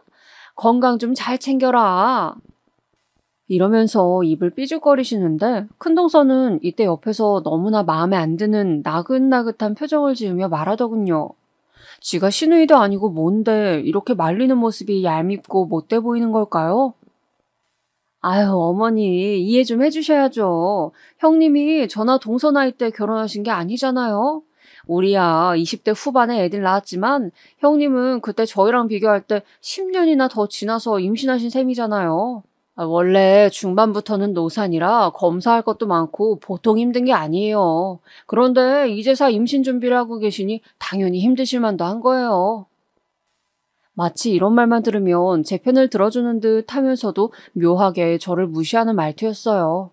게다가 이때 한창 더운 여름날이었는데 가뜩이나 열이 많고 힘든 저를 조금도 배려하지 않더군요. 큰 동서랑 작은 동서는 자기네 애들을 챙긴답시고 수영장에 가자고 했다가 한낮에 그렇게 더운데도 땡볕에 식물원을 가자는 거예요. 저 진짜 누가 봐도 땀으로 샤워를 하고 있었거든요. 이런 제 모습을 힐끗 보고도 자기 애들한테는 손선풍기 쥐어주고 땀 닦아줘가면서 이러는 거 있죠? 얘들아, 이제 우리 식물원 들어갈 거야. 가서 꽃도 보고 곤충들도 보고 할 거니까 가서들 잘 보고 공놀이 하고 싶으면 해도 돼. 엄마가 물총이랑 비눗방울 다 갖고 왔어. 여기서 좀 오래 놀다 가자. 정말이지. 온도감이 다른 사람들끼리 극한의 날씨를 만나게 되면 어쩔 수 없이 마찰이 일어나게 되는 것 같아요. 나는 더워 죽겠는데 저쪽은 그렇게 엄청 덥지도 않은지 쨍쨍한 날씨가 마음에 든다면서 말 같지도 않은 평을 하고 있는 거예요. 햇빛 쨍쨍하고 미세먼지도 없고 이런 날에 사진도 많이 찍어놔야 해. 그래야 니네 관찰일기도 쓰고 얘기할 거리가 많지. 그리고 물총도 갖고 놀고 갈아입을 옷도 넉넉하니까 한참 놀다 가자. 그러니 저는 거의 사경을 헤맬 지경인데 당장 1분 1초라도 빨리 에어컨 있는 곳으로 피신하고 싶은 와중에 진짜 너무 화가 나더라고요. 어머니랑 아버님도 신난다고 앞에서 손주들 재롱 보고 계시고 이때 너무 힘들어서 남편에게 사정해서 둘이 들어와 버렸어요. 제가 임신 준비를 하건 말건 간에 그들은 아무런 상관도 하지 않았고 2박 3일의 일정 중 삼시세끼 밥을 해먹으면서 설거지까지 아주 야무지게 시켜 먹더군요. 돌아와서 저는 며칠 알아눕고 일어나지도 못했어요. 그래서 그 이후로 동서들이 또 저 말 같지도 않은 여행을 계획하면 무조건 갈 수 없단 식으로 말을 했는데요. 이걸 또 어머니한테 이상하게 전달을 해놓은 거예요. 큰애야, 이번에 애들이 가평으로 놀러 가자는데 너는 안 된다고 했다며? 가족들끼리 자주 보고 더 친해져야 하는데 그렇게 너 혼자 자꾸 거절하고 그러면 어떡하냐? 네가 우리 집 문화를 모르는데 동서를 보고 좀 배워야지. 남들은 아랫사람이 윗사람 보고 배운다는데 어떻게 너는 거꾸로냐? 이렇게 가면 안 되는 거야. 그렇게 저만 졸지에 나쁜 사람이 되어버린 거예요. 하지만 저는 꿋꿋하게 그러거나 말거나 가족들 여행에 끼지 않았어요. 고마웠던 건 남편이 딱히 불만을 가지지 않았다는 거예요. 나는 네가 먼저야. 우리 둘이 잘 살자고 만난 거니까 우리 둘이 재미있게 잘 살자. 엄마도 나중에 이해해 주실 거야. 희한하게도 장남인들 남편은 이런 가치관을 갖고 있더라고요. 보통 장남들은 결혼하면 안 하던 효도도 하려고 든다는데 말이에요. 이후로 저는 임신을 위해 몇 번 더 노력을 하다가 잘 안 되기도 하고 그때마다 남편은 저를 다독여줬어요. 이런 부분 때문에 이 사람과 결혼했고 엄마도 남편이 저에게 했던 얘기들을 듣고 결혼 잘했다고 하시더군요. 여보, 애기 갖는 거 너무 힘들면 우리 그만 노력하자. 맨날 그렇게 혼자 주사 놓고 고생하고 하는 거 너무 속상해. 애기 있으면 너무 좋지만 없어도 우리 둘이 이렇게 행복할 수 있어. 그러니까 너무 부담 갖지 마. 남편은 최대한 제 부담을 덜어주려고 애썼고 평소 장난기가 많은 사람이긴 해도 중요한 부분에선 늘 제 편을 들어줬어요. 그런데 시댁 식구들은 그 꼴을 못 보겠나 봐요. 어머니는 그렇다 치고 동서들은 지극히 효자인 자기 남편들에게 불만이 꽤 많았던 모양이에요. 제가 남편 핑계대고 가끔 시댁 못 오게 하는 게 그렇게 싫은 양 굴더라고요. 형님, 이번에도 안 오시는 거예요? 임신되셨다는 소식 들었어요. 너무너무 축하드리는데, 근데 초기 좀 지나시고는 슬슬 움직이셔도 될 거예요. 제 친구도 노산으로 임신했는데, 나중에는 엄청 건강하게 뛰어다니더라고요. 요즘 저희 남편이며 막내 서방님까지 또 가족여행 가자고 난리예요. 그리고 다들 아주버님이랑 형님도 보고 싶어해요. 이건 누가 봐도 거짓말일 게 분명했어요. 그리고 실제로 보고 싶다고 해도 저보고 어쩌라는 건가요? 임신 준비할 때도 그렇게 여기저기 끌고 다니면서 제 사정은 조금도 안 봐줬으면서 임신 초기인 저는 더더욱 움직이기 싫었어요. 그러던 어느 날 그나마 남편이 벽이 돼주어 편하게 지내는 듯 했던 제 삶에 또 다른 풍파가 밀려오게 되었어요. 이래서 인생은 계속해서 새로운 고난이 들이닥친다고 하던가요? 사실 여러모로 참 유감이고 속상한 사실이긴 하지만 제가 임신해 있을 시기와 맞물리니까 이거 참 어떻게 해야 할지 모르겠더라고요.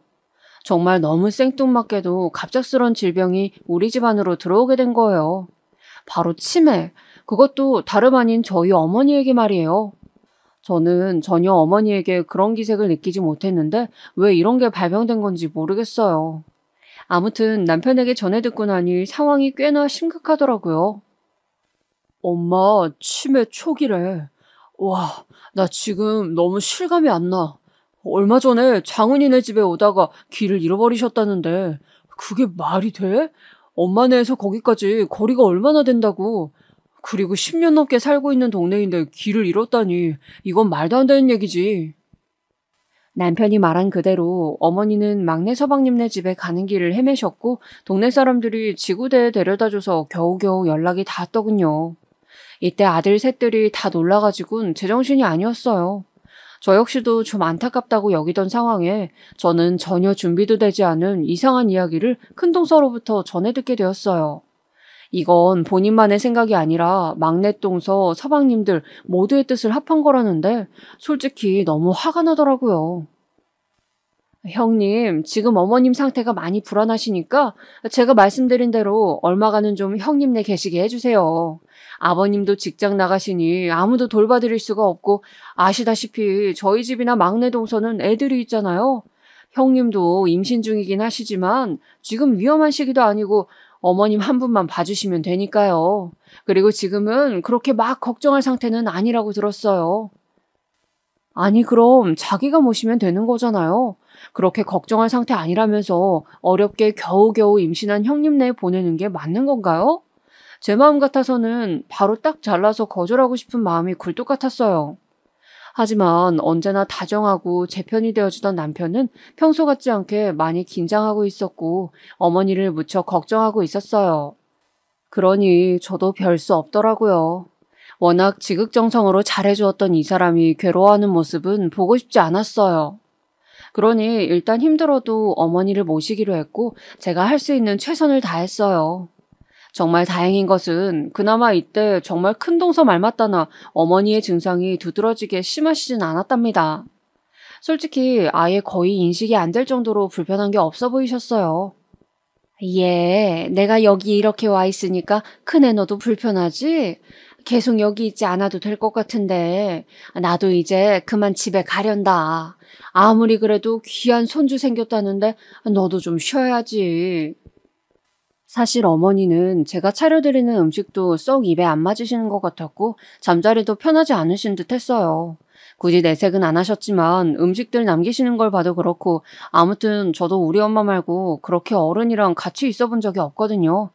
부른 배를 안고 제 몸 챙기고 병원 다니기도 바쁜데 어머니를 마치 감시라도 하듯이 지켜보고 있어야 하니 서로 간에 불편했었어요. 그러니 제 입장에선 어머니가 알아서 저렇게 가시겠다 하니 마음이 좀 편할 것 아니에요? 근데 그게 어찌나 마음에 안 들었던지 이후에 큰동서가 전화를 걸어와서 뭐라고 하지 뭐예요. 어머니는 아직 티는 안 나지만 그래도 언제 갑자기 아파지실지 몰라요. 형님도 좀만 더 같이 계셔보시지. 그냥 냅다 보내신 거예요? 아주버님이 뭐라고 안 하세요? 이렇게 얘기를 해오는 큰동서를 보니 아무리 저보다 나이가 위라고 하지만 너무 기분이 나쁜 거예요. 동서, 나랑 어머님이랑 이미 합의 다 해서 얘기를 끝냈는데 왜 그러는 거예요? 나도 병원 왔다 갔다 하고 집에 누워있다시피 했어요. 그런데 동서들이 하도 부탁하는 바람에 어쩔 수 없이 어머니 2달 모셨는데 그게 부족한 것 같아요? 그럼 동서가 좀 봐주면 되는 거 아니에요? 나 어제도 살짝 하혈하고 무리해서 지금도 누워있는 중이에요. 대체 나한테 왜 그러는 거예요? 어머, 형님. 저는 싸우자고 한 말이 아니에요. 당연히 형님 힘드신 거 저도 알아요. 근데 그저 어머니가 평소 같지 않은 상황이시니까 몇 마디 한 거예요. 오해하지 마세요. 이러다가 형님 동서 사이도 안 좋아지겠네요. 은근히 지금 이런 얘기의 시발점이 모두 저에게 있는 양 슬쩍 꼬리를 돌리는 걸 보니 이거 되게 얄밉더라고요. 하여간 얘기는 이렇게 무마되는 듯 했는데 맨날 저한테 요런 여우 같은 소리를 해대는 큰 동서와 작은 동서는 이쯤에서 그치질 않더라고요. 너무 얄밉게도 지들 남편에게 저에 대한 험담을 한 거예요. 나중에 이걸 남편을 통해서 듣고 얼마나 열받던지. 이때 저 뒷목 잡았어요. 오빠 지금 뭐라고 했어? 그럼 큰 동서랑 작은 동서가 서방님들한테 그렇게 말한 거야? 내가 어머니 모시기 싫다고 했다고? 뭐 그런 식으로 말을 했다고 하더라고. 형수님한테 서운하다고 말을 하더라고. 일단 내가 걔네한테 뭐라고 하긴 했어. 장훈이는 막내라 바로 위에 있는 장수를 더 가깝게 여기고 무조건 따르는 편이기도 해. 그래봤자 뭐 내가 제일 큰형인데 쥐들이 어쩌겠어. 그리고 난 당신이 우리 엄마한테 어떻게 하는지 봤잖아. 그럼 더 얘기 들을 것도 없어. 아휴, 이렇게 한결같이 중심을 잡는 남편이라 참긴 했지만 솔직히 이 말을 전해 들은 것부터가 별로인 거예요. 계속해서 저는 씩씩거리고 있는 사이 이후 가족 모임에서 큰 동서와 작은 동서와 마주할 일이 있었어요. 그때 어찌나 꼴보기 싫던지 아는 척도 하기 싫어서 저도 모르게 그냥 대충 인사하고 지나갔었어요. 그랬더니 이것들이 자기들도 양심이 있었는지 조금 찔리긴 했었나 봐요. 계속 눈치를 살피는 듯 하더니 며칠 지나서 웬일로 작은 동서가 연락을 했더라고요. 아마도 큰 동서는 엔간한 말들은 자기가 다 전하다 보니 이번에는 작은 동서를 시킨 분위기였어요. 안녕하세요, 형님. 평소에 제가 연락을 좀 드렸어야 했는데 그러질 못했어요. 이제 얼마 안 있으면 애기도 낳으시는데 다 같이 만나요. 둘째 형님도 같이 가자고 하시더라고요. 제 입장에서 볼 땐 너무 웃긴 게 애기 낳을 때 되어서야 이제 연락 온 것도 마음에 안 들고 그동안 큰 동서 뒤에 숨어 있었던 건 뭔지 어이가 없더라고요. 아무래도 저랑 동갑이라서 더 불편하게 느껴졌나 싶었지만 일단 저는 너무 쫌생이처럼 생각하지 않기로 했어요. 따지고 보면 형님 동서간에 만나서 얘기한 적이 별로 없기도 했고 이렇게 따로 보면 아주 조금은 낫지 않을까 싶더군요. 솔직히 기대는 안 했지만 그냥 애기 낳을 때 되니까 저도 마음이 많이 야들야들해지고 감정의 변화가 있었던 것 같아요. 그런데 말이에요. 제가 이 당시에 그런 생각을 할 법도 했다고 지금도 느끼긴 하지만 그때 그러지 말았어야 했어요. 사람이 평소 안 들던 생각이 들고 안 하던 쪽으로 방향을 틀게 되면 한 번은 주의해야 하는 것이 맞는 것 같아요. 대체 왜 그랬을까요? 지금도 이 무렵을 생각하면 몇 번이나 자다 깨서 울기도 하고 마음을 진정시킬 수가 없거든요. 오롯이 남탓만 하는 것도 참 못났다고 생각하며 살아온 인생이지만 이건 정말 원망을 할 수밖에 없는 사건이에요. 지금 이걸 적고 있다가 저는 잠깐 멈추고 마음을 다시 진정하고 쓰게 되었어요. 이날은 잊을 수도 없는 날, 그러니까 목요일 오전이었어요. 제 예정일보다는 여유가 있는 때였고 동서들 동네에서 만나기로 했었어요. 저조차도 몸에 어떤 특별한 기미도 없고 전혀 문제될 것 없다 생각해서 만난 거고요. 다만 임산부를 지네들 동네로 오게 한 건 가면서도 꽁한 마음으로 여기게 되더라고요. 아무리 지네 애들이 어린이집이며 학교에서 일찍 온다지만 그럼 안 만나면 되잖아요. 아무튼 전 그쪽 번화가에 있는 백화점에서 만나게 되었어요. 거기 있는 아동복 매장에서 구태여 애기 옷을 사주겠다고 해대니까 말이에요. 하지만 카페에서 제가 한참을 기다리는데도 오지 않았고 약속 시간보다 한 30여 분 지나서 왔지 뭐예요. 둘 다 서로서로 카톡방에서 미안하다는 말만 일색일 뿐 무슨 애가 늦게 일어나서 어쩌고 저쩌고 핑계를 대더라고요. 좋아요. 저는 그것까지도 그냥 넘길 수 있다고 생각은 해요.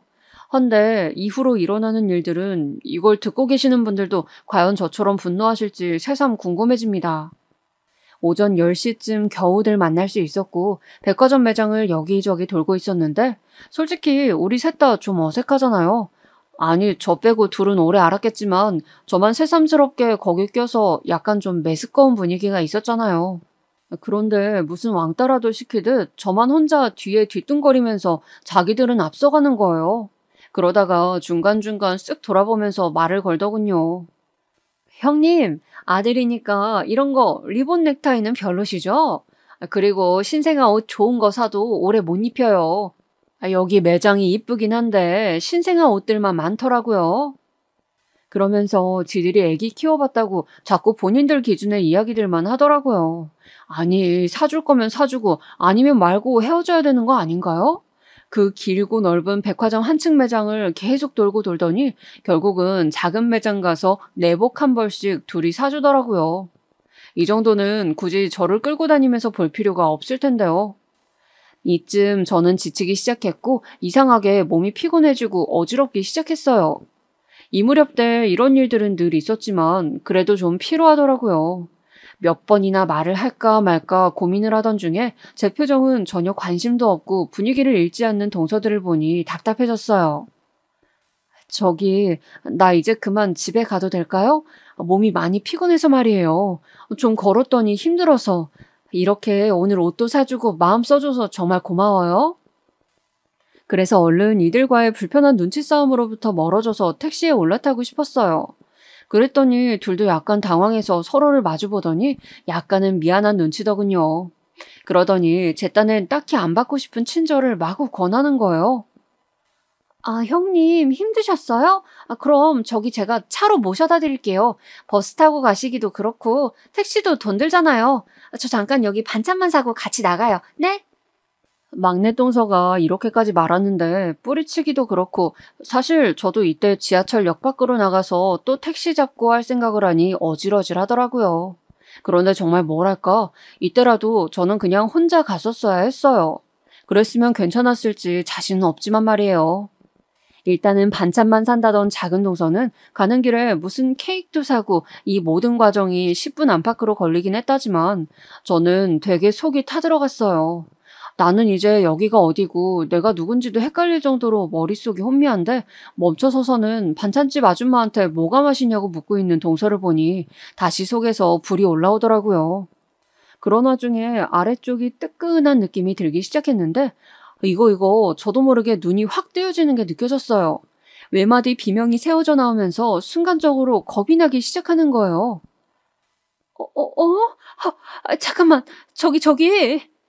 이렇게 말을 막 어버버하면서 다급하게 앞서가던 동서들을 불렀어요. 양손에 저는 내복 쇼핑백을 들고 있었고 너무나 어정쩡하게 서 있는 채로 말이에요. 이 둘은 왜 그러냐고 묻더니 제 자세나 표정을 보더니 순간적으로 눈치챈 것 같더라고요.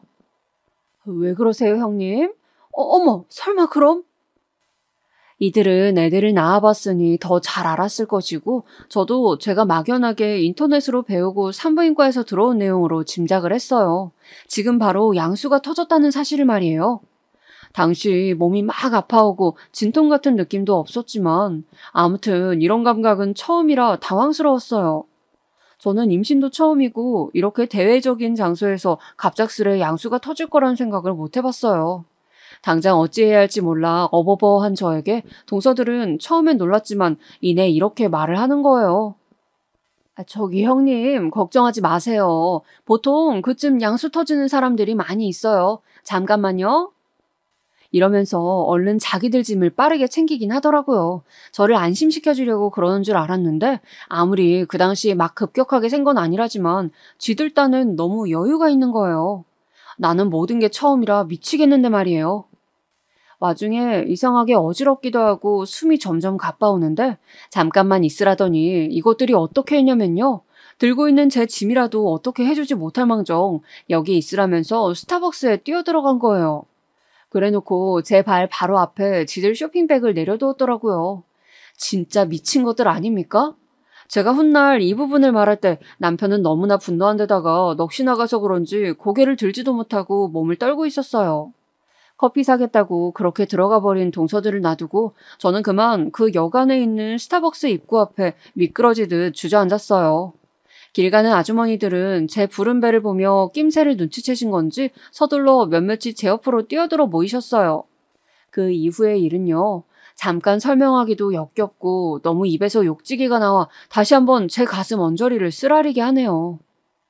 동서라는 것들이 후다닥 지들 커피 챙긴다고 들어가는 사이 저는 그렇게 주저앉아 버렸잖아요. 전 양수가 터지는 게 어느 정도의 일을 의미하는지 잘 몰랐는데 제 경우는 일이 그리 되려고 그렇게 힘들었나 봐요. 의식이 있는 둥 마는 둥 땀을 흘리고 뭔가가 안에서 툭 끊어진 듯한 느낌까지 들었어요. 어느 순간부터 제가 쓰러졌나 본데 이후에 제가 기운을 차리고 상황을 대강 알아듣게 된 건 병원에 있을 때였어요. 이런 저를 병원으로 데리고 온 건 그 망할 동서들도 아니고요. 무려 경찰이 나타났었다나 봐요. 그렇게 어찌저찌 병원으로 이송시켰나 보더군요. 그리고 이후의 일이란 정말 여기 다시 쓰기도 끔찍한데요. 저도 이래저래 이겨내고 살아가기 위해서는 결국 이렇게 인정을 하고 또 인정을 하긴 해야 하니까요. 동서들은 그렇게 곧 죽어도 지들 탓은 아니라고 목에 피가 나도록 외쳐대고 있어요. 어찌되었건 결론은 저는 아이를 잃었다는 것이에요. 딱 사실만 결론을 내려 이렇게 전하자면 지금도 받아들이기 힘들지만 일단 저는 그날로 유산을 하게 되었습니다. 몇 날 며칠에 이어지는 시간들은 너무나 고통스럽고 지옥 같았고 몸으로 겪은 아픔보다 제 눈앞에 받아들여야 했던 현실이 더 생사를 찢듯 아팠어요. 이쯤 되니 모든 게 다 황망스럽고 기가 막혀 친정에도 얘기를 자세히 못하겠더군요. 아이를 잃게 된 사실 정도는 겨우 말을 했으나 자세한 이야기를 하다 보면 제가 제분에 못 이겨 기절을 할 지경이었어요. 그나마 남편에게 정도야 발발 떨어가면서 사정을 털어놓았고 병원에서 얼마나 고함을 질러대며 울었는지 몰라요. 이런 사정을 겪는 산모가 저뿐 아닌 건 저도 알지만 그래도 그런 걸 생각할 겨를이 없었어요. 부인과를 넘나드는 임산부들, 그리고 적어도 아무리 힘들다지만 품에 아기는 들려서 나가는 산모들을 보니 미쳐버리겠더군요.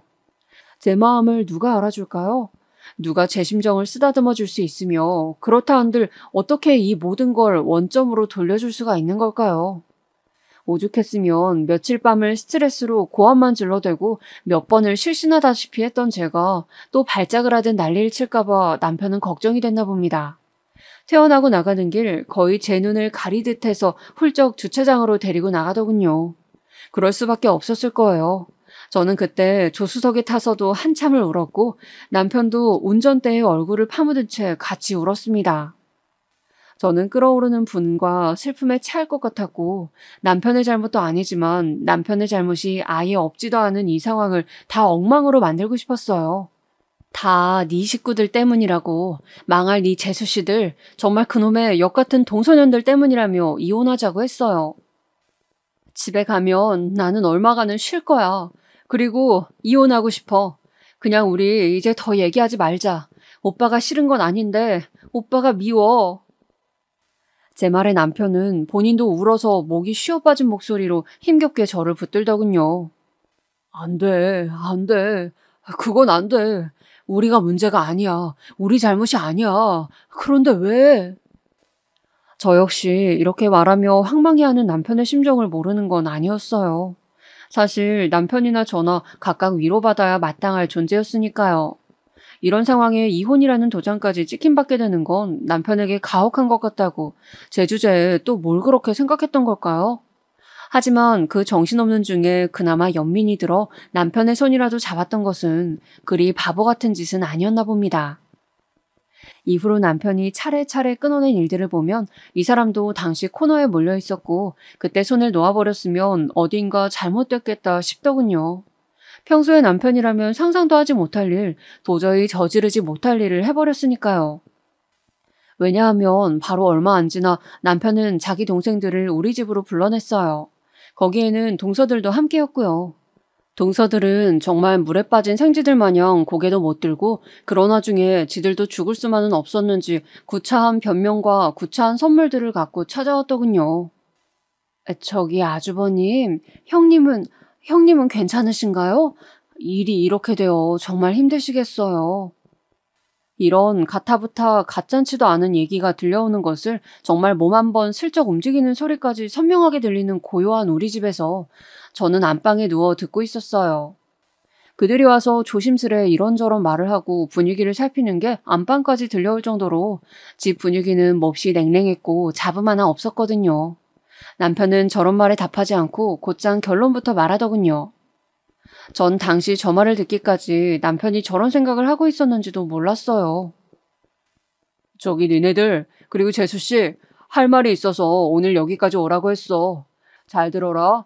앞으로 어머니는 너희들이 알아서 모셨으면 한다. 아버지도 니네가 알다시피 허리도 안 좋으시고 움직이기 힘드신 상태야. 어머니는 자식들 중 누군가가 모시긴 해야 돼. 그러니 니들이 의논하고 각자 알아서 집에 모시던지 해라. 내 허락이 있을 때까진 요양원 같은 얘기는 꺼내지도 말고. 그러자 서방님들은 웅성웅성하는 눈치였고 사실상 이런 건 집에 잘 없는 남편보다 모든 걸 케어하는 아내들의 몫이니 동서들은 바로 반발이 들어오더군요. 그것도 큰 동서부터 말이에요. 저 아주버님, 얘기가 갑자기 왜 이렇게 되는 건지 설명이 필요해 보이는데요? 어머님 아프신 거야 알고 저희도 걱정은 하고 있죠. 그런데 그걸 왜 저희한테만. 저기 형님이 이렇게 되셔서 힘드시겠지만 일단은 자식이 셋인데 다 같이 이야기를 해봐야 하지 않을까요? 그러자 아주 잽싸게 작은 동서가 거들더군요. 지도 살아야겠으니 저리 빨리 말이 튀어나오나 봐요. 네네 아주버님, 다 같이 얘기를 해봐야죠. 어머님 걱정은 되는데 그래도 가족들 생활이 걸린 거니까 계획을 잘 짜서. 이렇게 말하고 있는 와중에 남편은 갑자기 말을 툭 잘라버렸어요. 서방님들이야 본래 형한테 이래저래 말들 얻는 성격이 아니라서 그냥 가만히 있었고요. 재수씨들이 알아서 하세요. 우리 집으로 어머니 보내서 저 사람이 모시게 할 때에는 뭐 제대로 상의는 했나요? 누구 의견이 필요했어요? 그리고 아시겠지만 요양원은 한동안은 안 됩니다. 당분간은 의논할 거리가 아니에요. 장훈이 장수 니네도 잘 들어? 니들끼리 잘 얘기해서 누가 일임하던지 분담하던지 알아서 해. 그러니 슬슬 서방님들도 목소리를 내긴 하더군요. 형, 근데 갑자기 이렇게 말을 하면 일단은 알았어. 하지만 큰동서는 도저히 못 참겠던지 여기서 얘기가 이렇게 흘러가면 다시는 못 돌릴 걸 알았나 봐요. 아주버님, 이건 중요한 얘기예요. 그냥 이렇게 갑자기 결정하실 얘기가 아니잖아요. 그러자 남편은 굳은 목소리로 탁탁거리면서 답하는 거예요. 여지껏 봐왔던 모습 중 낯설게 느껴질 정도로 차가운 말투였어요. 왜요? 평소에 그렇게 어머니한테 잘한다고 하시지 않았나요? 우리 어머니도 지금 저렇게 누워있는 저 사람보다는 오래 봐온 재수씨들이랑 같이 있는 게 편하지 않겠어요? 상황이 지금 어쩔 수 없잖아요. 어머니는 점점 상태가 안 좋아지고 자식들 중 누군가는 모셔야 한단 말입니다. 그런데 우리 와이프는 지금 그럴 수가 없다고요. 안 보여요? 아직도 상황 파악이 안 돼요? 이때 순간적으로 물이라도 끼얹은 듯 정적이 흘렀고 그래도 큰동서는 여기서 지면 끝이라고 생각했는지 잘도 반격을 하더군요. 아주버님 오해가 있으신 것 같아요. 지금 감정이 많이 상하신 것 같은데 이해는 할 것 같아요. 저기 형님에게 안 좋은 일이 생기신 건 알겠지만 그건 그것대로 안타깝지만요. 이렇게 어머님 상황과 결부시켜서 결정하실 내용은 아닌 것 같아요. 남편은 이때부터 흥분하기 시작했어요. 제가 나가봐야 하나 할 정도로 언성이 높아지며 걷잡을 수 없이 아주 날카로워지더군요. 아니요, 전혀요. 왜 그렇게 생각하시죠? 그게 그거랑 무슨 상관인데요? 제가 그럴 일이 뭐가 있죠? 지금 제가 뭐 우리 와이프가 아픈 거랑 재수씨들이랑 뭔가 연결되는 거라도 있어서 이런 말을 한다고요? 재수씨, 왜 그렇게 생각하십니까? 재수씨가 잘못하신 게 있는 건가요? 우리 와이프가 아프고 지금 집골이 이 모양 된 게 재수씨랑 막내 재수씨 탓을 해야 될 상황인 거예요? 얘기가 지금 그쪽으로 흘러가는 거 아닙니까? 이후로 저는 진짜 숨막힐 듯한 침묵 속에 계속 방문에 귀를 대고 있었지만 거의 한 10분가량 아무런 소리도 들리지 않는 중에 쥐가 날 지경이었어요. 다들 간 건가 싶어서 문틈을 살짝 열었는데 세상에 아직도 그러고들 앉아있는 거예요. 아무도 움직이지 않고 차마 그 누구도 발을 뗀다든지 말을 더 못 잇고 말이에요. 제가 다 갑갑하고 불편해서 그냥 다시 침대로 슬슬 움직여서 누웠어요. 그러고 얼핏 잠든 것 같은데 눈 떠보니까 밖이 깜깜하니 밤이 되어 있더군요. 근데 마침 남편이 들어오더니 제 머리를 쓸어 올리면서 말을 거는 거예요. 순간 눈물이 울컥하고 또 올라오더군요. 여보, 미안해. 진짜 내가 죄인이야. 여보를 너무 힘들게 했어. 남편의 무너지는 얼굴을 보니 저 역시 괴로운 마음에 같이 안고 토닥여 주었어요. 그러고 한참을 있다가 남편이 다시 무겁게 입을 열었는데 제가 그렇게 넋놓고 잠든 사이 서방님들이나 재수씨들이나 난리가 났었나 봐요. 아마 제가 양수가 터지고 유산까지 하게 된 사실에 대해서 저 동서들도 나름 지들 방어를 한답시고 남편들에게 어찌저찌 변명들을 했었을 거예요. 하지만 우리 남편까지 있는 앞에서 그런 적당한 발림말을 해봤자 먹히지 않았을 거 아니에요. 서방님들도 날 서 있는 큰형의 모습을 보니 더 대꾸를 하지 못했고 동서들은 졸지에 치매 상태가 많이 안 좋아진 어머니를 돌아가며 지들이 모실 생각을 하니 어이가 없었나 봐요. 하지만 불만이 많아도 어쩌겠어요? 이 집에서 웬만한 재산 상속은 거의 큰아들인 남편에게 되어 있고 서방님들이 딱히 그쪽에 막 욕심내는 쪽은 아닐지라도 동서들 생각은 달랐거든요. 그것 때문에 어머니한테 잘 보이려고 하는 것도 있었고 애지간히 권한이 우리 남편에게 있는 것도 알았을 거예요. 그러면서 어쩜 그 부인인 저를 그렇게 만만히 보고 하대했던 건지 정말 멍청하기 그지없는 것 같아요. 아무튼 이렇게 해서 일단 지금은 막내 동선의 어머니가 가 계신데 매일 울면서 그렇게 자기 남편한테 전화하고 난리를 치는 모양입니다. 들어보면 어머니 상태가 엄청 심각하다기보단 아무래도 애 둘을 챙기면서 치매인 시어머니 밥 챙기고 센터 모셔다 드리고 어디 몰래 나가실까 신경 써야 하니 힘든가 봐요. 그걸 큰동서한테 넘기려는데 큰동서도 만만치 않은 성격이니 미루고 미루면서 이젠 지들끼리 싸우는 판국이고요. 그냥 저는 멀리서 강 건너 불구경이나 하고 있어요. 남편이 저한테 일생 내내 쟤네들 얼굴 안 봐도 된다고 도장을 찍은 탓에 시댁 모임도 안 가고 우리 부부끼리만 그냥 생활하며 지내고 있습니다. 이런다고 어찌저찌 풀릴 일도 아니고 지나간 상처는 돌아오지 않아요. 그저 남편과 사이에서 생긴 상처를 남편 스스로 어떻게든 가라앉히도록 노력하는 모습을 보며 저보다 더 괴로워함을 보고 그냥 그렇게 같이 치료해 나가는 중입니다. 내년이면 저도 40이 되는데 뭐가 어찌되었던 저는 참 지독하게도 희망을 놓을 수가 없네요. 예전부터 저는 결혼하면 이 사람이라고 생각했고 아기를 갖는다면 이 사람의 아기라고 생각했기에 끔찍한 일을 겪긴 했지만 일단은 버티고 있습니다. 이러나 저러나 둘이 같이 살고 노력하고 있어요.